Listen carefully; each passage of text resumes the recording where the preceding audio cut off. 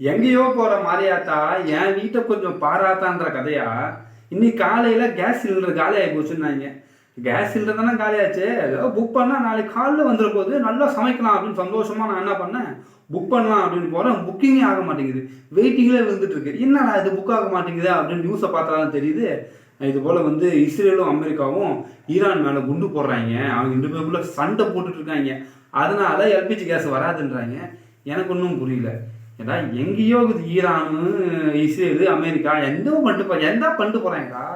அவங்களுக்கும் என் வீட்டில் சிலிண்டர் வர்றதுக்கு என்னடா சம்மந்தம்னு கேட்டாதான் அதுக்கப்புறம் பொறுமையாக சொல்கிறாங்க.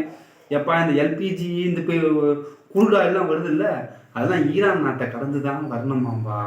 அவங்க என்ன பண்ணுறாங்க, ஏன்னா நாங்கள் சண்டை போட்டுருக்கோம், உங்களுக்கு இன்னும் குருடா இல்லை எல்பிஜி கேட்குது அப்படின்ட்டு எல்லாத்தையுமே பாம்பு போட்டுட்ருக்காங்களாம். வரக்கூடாமல் தடுத்து வச்சுருக்காங்க போல இருக்கு. அவங்க தடுக்கவோ இங்கே வரமாட்டேங்குது. அவங்க விட்டாதான் அங்கேருந்து இது இந்தியாவுக்கு இந்தியாவிலேருந்து தமிழ்நாட்டுக்கு தமிழ்நாட்டிலேருந்து என் வீட்டுக்கு வரும். அவங்க எப்போ விடுறது எப்போ வர்றது. அதனால் நான் ஒரு முடிவு எடுத்துட்டேன். என்ன முடிவு தெரியுமா? இதான் அந்த முடிவு. நீங்கள் தப்பாக எடுத்துக்காதீங்க. போய் விரை வெட்ட போகிறேன்.